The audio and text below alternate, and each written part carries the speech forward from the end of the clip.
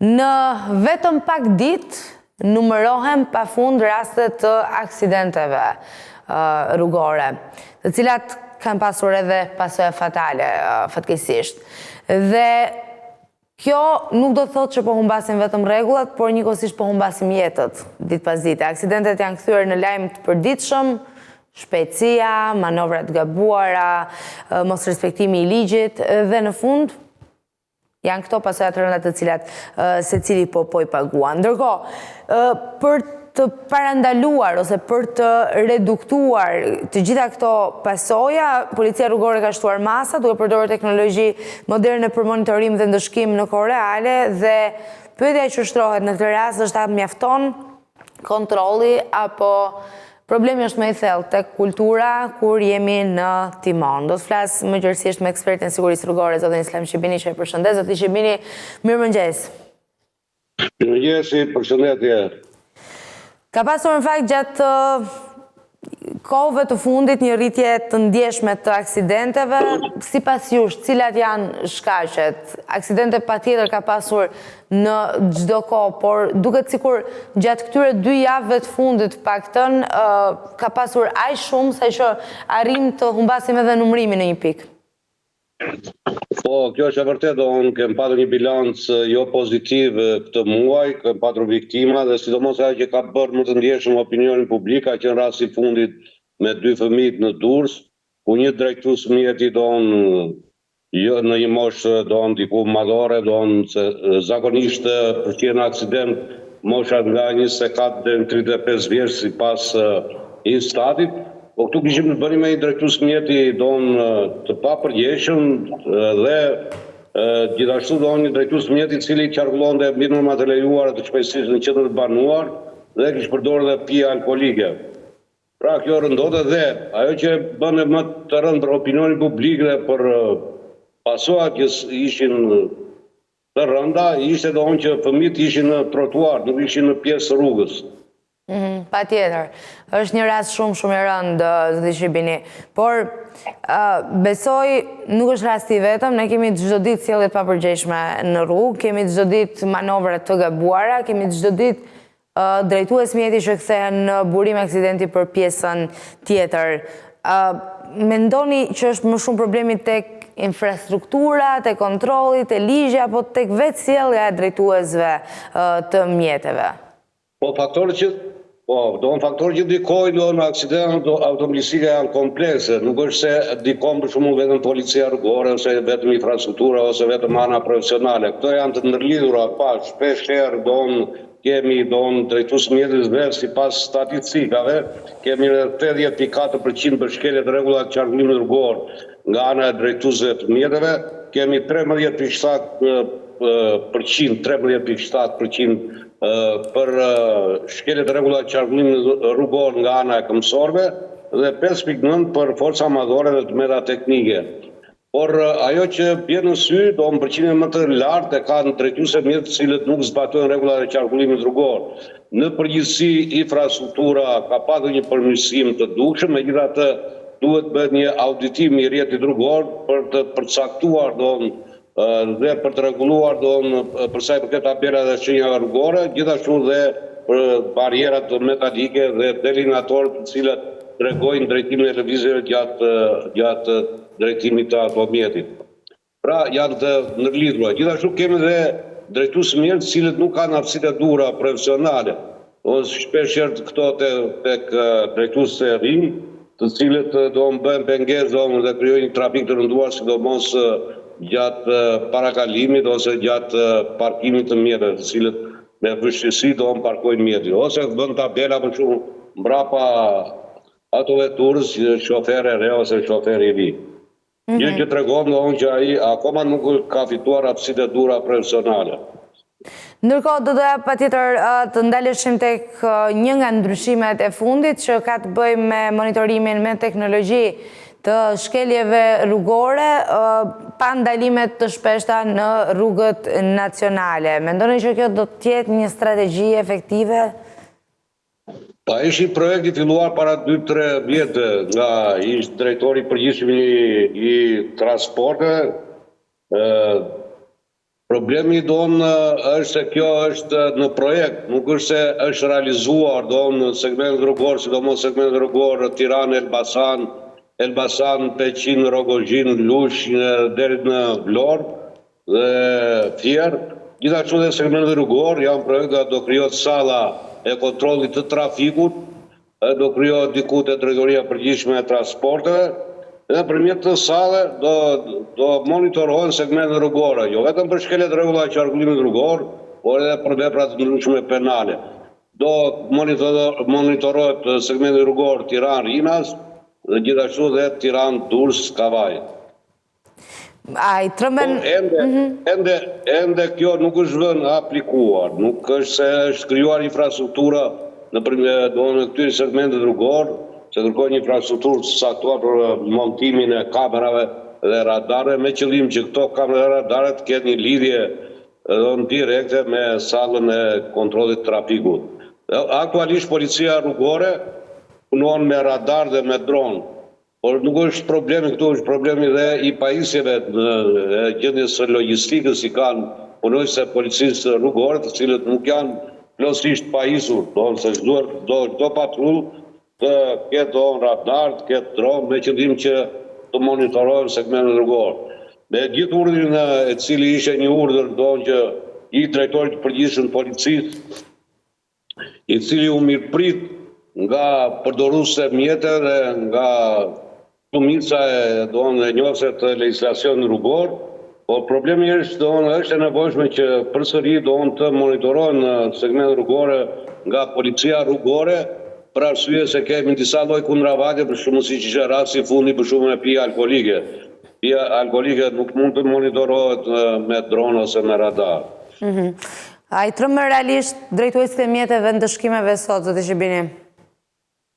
Si, nuk ju dëgjova. A i trëmbën realisht në ndëshkimeve sot drejtuesit e mjeteve?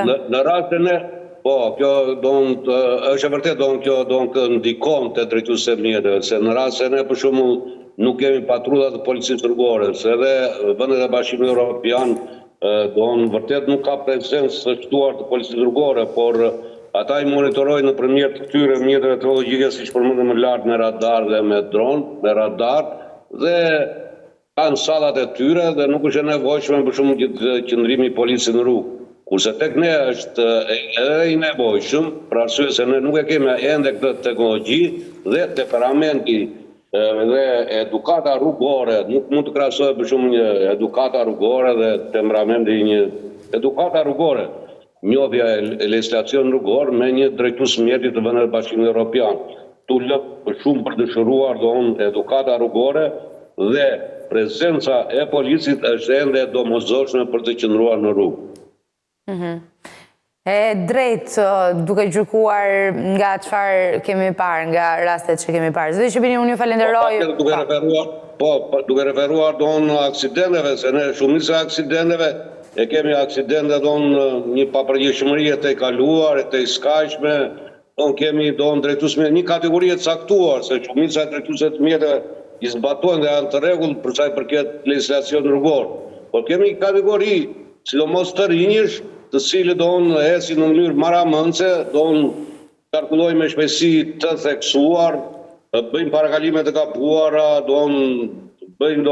krijojnë trafik të rënduar, me vetë sjelljet e tyre në rrugë, ecin në mënyrë të acaruar, në mënyrë agresive, kjo të varet edhe nga temperamenti, nga pulsionet që kanë ata në këtë moshë. Pra, patjetër që policia rrugore ndaj këtyre kategorie të caktuar, drejtues mjetish, duhet i kenë në fokusim të punës së tyre. Duhet patjetër edhe që policia rrugore të bëjë reformën e saj me qëllim që se kohët e fundit para arsi ish drejtorit të policisë së shtetit ka bërë lëvizje jo të studiuar, se ka bërë lëvizje për shembull duhet gjetur punës, duhet i gjesh njeriu, jo njeriu punën. Duhet që nuk mund të bëhet një oficer i kufirit të bëhet shef qarkullimi ose një oficer krimesh të kaloj në rende anasjellat.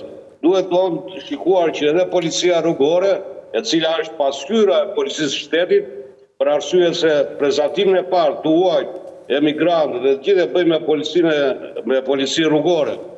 Pra, dhe policia rrugore duhet të shikohet me një fokuson më profesionalizëm dhe me dashamirësi, me qëllim që dhe lëvizjet në polici rrugore jenë të studiuar të llogaritura mirë nga drejtuesit e lartë të policisë shtetit. Zdo Shqipini, edhe një pyetje të fundit. Çfarë mendoni ju që duhet të ndryshoj urgjentisht për të ulur numrin e aksidenteve? Ditën e djeshme është sqaruar që nuk është se do të hiqen tërësisht policët nga rruga, do të ketë kufizime në mënyrën se si do dalin, do monitorohet me teknologji. Janë bërë disa ndryshime që patjetër mund të konsiderohen pozitive, nisur edhe nga qëllimi, por ende situata në vendin ton ka shumë probleme, kështu që duke u bazuar tek ekspertiza juaj në sigurinë rrugore, cilat mendoni që do duhet të ishin ndryshimet e menjëhershme, qoftë edhe ligjore për të rregulluar sadopak situatën? Po, duhet bërë ndryshimet sidomos në dispozitat e kodit rrugor, në nënin 120, ja disa nene të kodit rrugor, dohen parakalimet, normat e sjelljes, por ato që bjerë në sy janë ndryshimet që për në vitin 2023 nga një grup i caktuar dohen deputetësh, ka ndikuar negativisht në sigurinë rrugore. Këto e ka kushtëzuar dohen veprimtarinë e policisë rrugore, e cila dohen nuk ka dohen mundësi për të vepruar ndaj një drejtuesi i cili është problematik. Pra, duhet bëhen ndryshime të kodit rrugor, për sa i përket shpejtësisë të mos konvertohet, dohen pezullimi i lezë drejtimit me dyfishën e gjobës. Se kjo dohen favorizon një kategori të saktuar drejtuesmjet të cilët janë në gjendje të mirë ekonomike dhe pagojnë dyfishën e gjobës, kurse një drejtuesmjet i cili nuk është në gjendje të mirë ekonomike penalizohet. Pra kemi paparazi në kodin rrugor.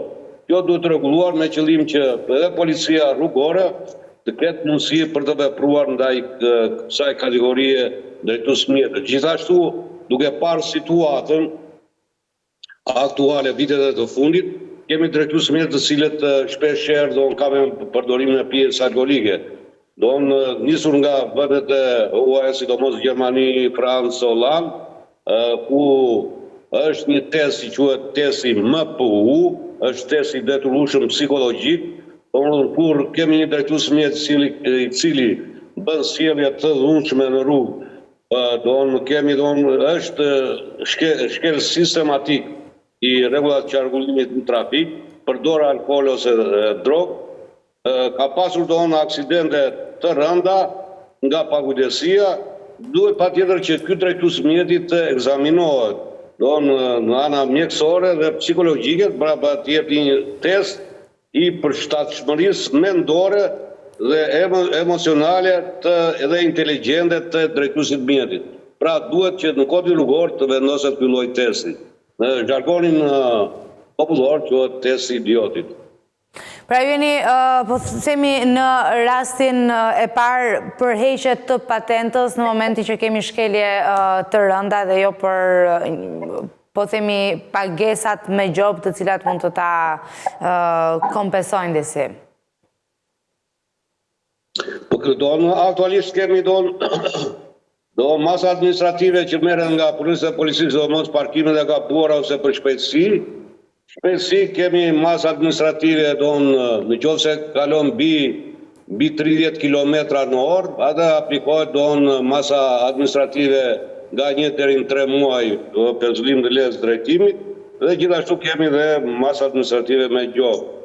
Po duhet parë këto dyshime që pretendohet që do bëhen, duhet thirrur patjetër, nuk duhet bëhet në një grup i caktuar deputetësh, të cilët edhe nuk ka një orit të nevojshme përsa i përket legjislacionit rrugor.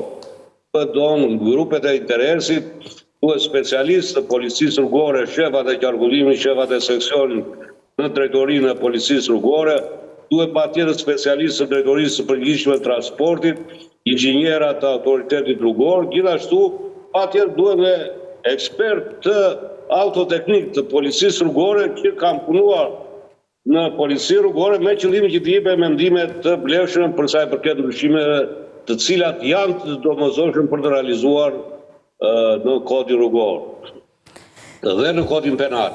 Zoti Shpini, unë ju falenderoj për bisedën edhe ju uroj një disa më të mbarë në vijim. Faleminderit edhe juve.